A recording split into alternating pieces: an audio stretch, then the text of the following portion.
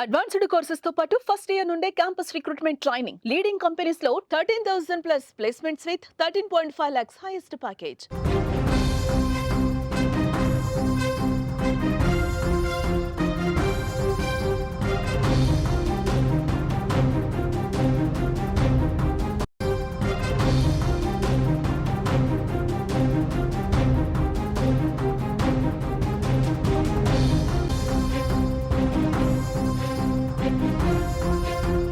సంధి లేదు, సింధు లేదు.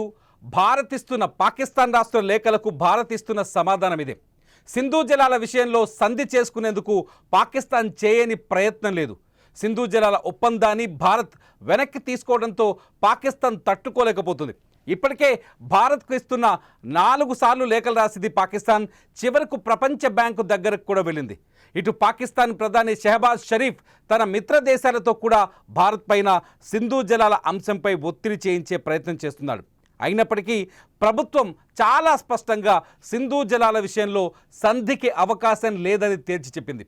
రక్తం నీరు ఒకే చోట కలిసి ప్రవహించబోవన్న ప్రధాని మాటలకు కట్టుబడి ఉన్నామని తేల్చి చెప్పింది. పాకిస్తాన్ ఉగ్రవాదాన్ని అంతం చేసిన తర్వాతే సింధు జలాలపైన ఆలోచిస్తామని భారత్ పాకిస్తాన్కు తెగేసి చెబుతోంది. దీంతో దిక్కుతోచని స్థితిలో పడింది పాకిస్తాన్. ఇదిలా ఉంటే జమ్మూ కాశ్మీర్లో భారత ప్రధాని నరేంద్ర మోదీ పర్యటన పాకిస్తాన్కి మరోసారి వణుకు పుట్టించింది.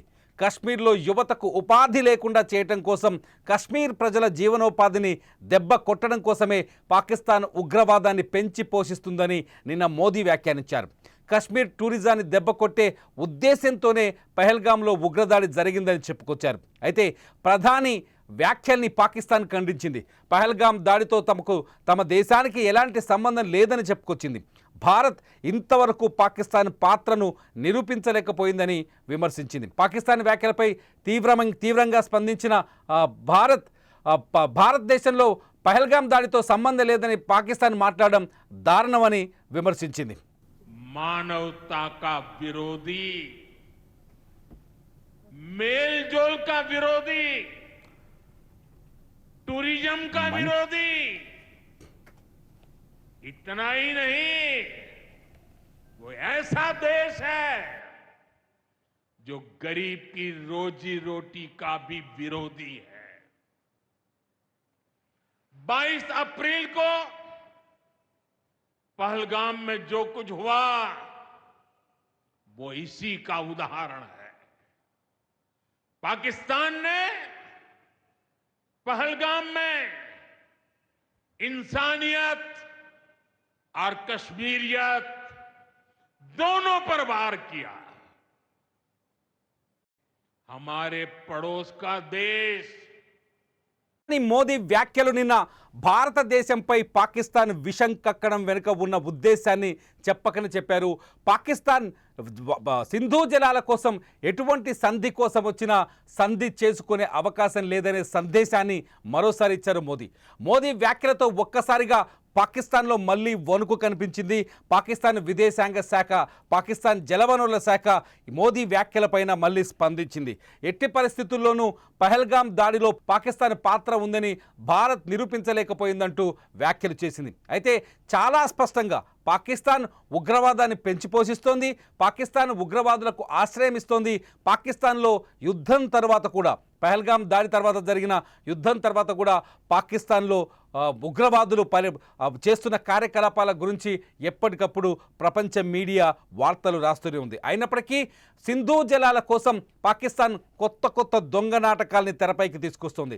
సింధు జలాల్ని ఉద్దేశపూర్వకంగా భారత్ నిలుపుదల చేసిందని, సింధు జలాలతో పాకిస్తాన్ని తీవ్రమైన ఇబ్బందులకు నెట్టే ప్రయత్నం చేసిందని చెప్పి ప్రపంచం ముందు తన గొంతు వినిపించే ప్రయత్నం చేస్తుంది పాకిస్తాన్.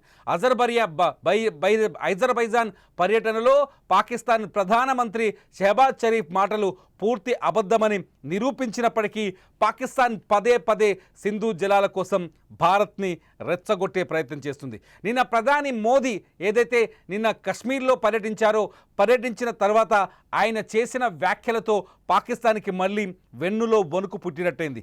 పాకిస్తాన్ భారత్ సింధు జలాల విషయంలో చాలా స్పష్టంగా ఉందని, భారత్ సింధు జలాల విషయంలో కఠినమైన నిర్ణయమే తీసుకుందని పాకిస్తాన్కి మరోసారి అర్థమైనట్టుగా కనిపిస్తోంది. సింధు జలాల్ని పాకిస్తాన్ భూభాగంలోకి వదలాలి అంటే ఉగ్రవాదాన్ని పూర్తిగా పాకిస్తాన్ని అంతం చేయాల్సి ఉంటుందని భారత్ చాలా స్పష్టంగా చెప్తుంది. ఇదంతా చూస్తుంటే పాకిస్తాన్ కేవలం ఉగ్రవాదం మీదే ఆధారపడింది, ఉగ్రవాదుని పెంచి పోషిస్తోంది, ఉగ్రవాదుల్ని తయారు చేసి ప్రపంచం మీదకు వదులుతోంది. పహల్గాం దాడి తర్వాత పాకిస్తాన్లో ఉగ్రవాదులు ఏ స్థాయిలో ఉన్నారో ప్రపంచానికి అర్థమయ్యేలా చెప్పింది భారత్. ఆపరేషన్ సింధూర్లో ఏకంగా 9 ప్రాంతాల్లో 25 నిమిషాల్లో దాడులు చేసి దాదాపు 11 ఉగ్ర స్థావరాల్ని ధ్వంసం చేసింది భారత్. ఈ ఉగ్ర స్థావరాల ధ్వంసం పైన పాకిస్తాన్ ఇప్పటి వరకు నోరు విప్పలేదు. తమ సివిలియన్స్ పైన దాడి చేసిందని అబద్ధాలు చెప్పే ప్రయత్నం చేస్తూ వచ్చింది పాకిస్తాన్.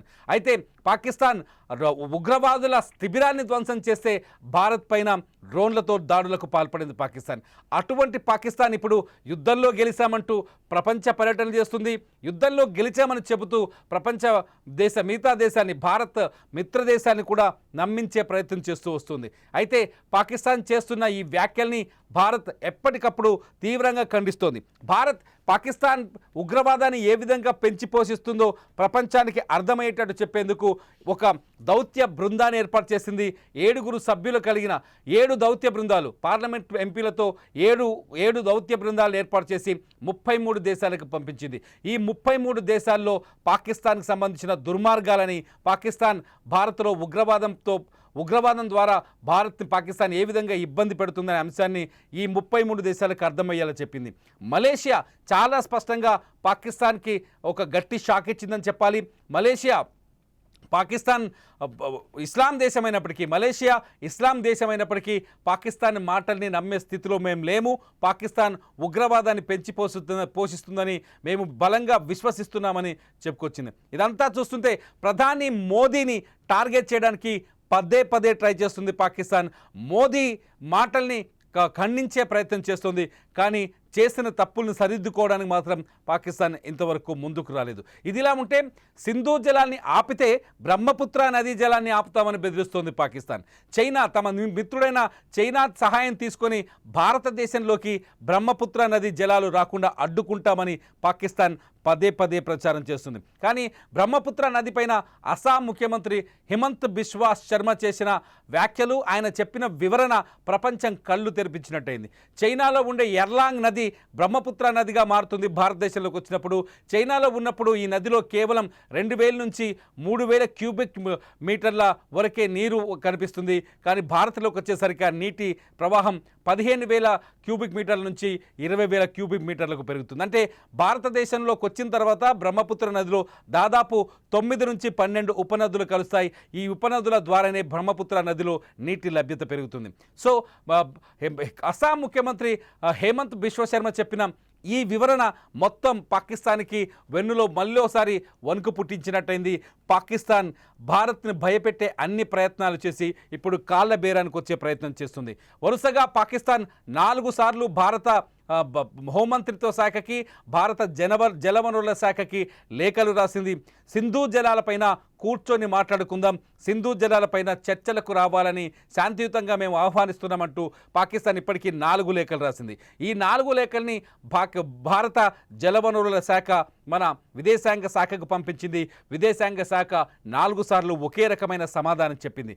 ఎప్పుడైతే ఉగ్రవాదాన్ని పాకిస్తాన్ అంతం చేస్తుందో, ఎప్పుడైతే భారత్ అడుగుతున్న ఉగ్రవాదుల్ని పాకిస్తాన్ భారత్కు అప్పగిస్తుందో, అప్పుడు సింధు జలాల గురించి చర్చిద్దామని చాలా స్పష్టంగా భారత్ తేల్చి చెప్తోంది.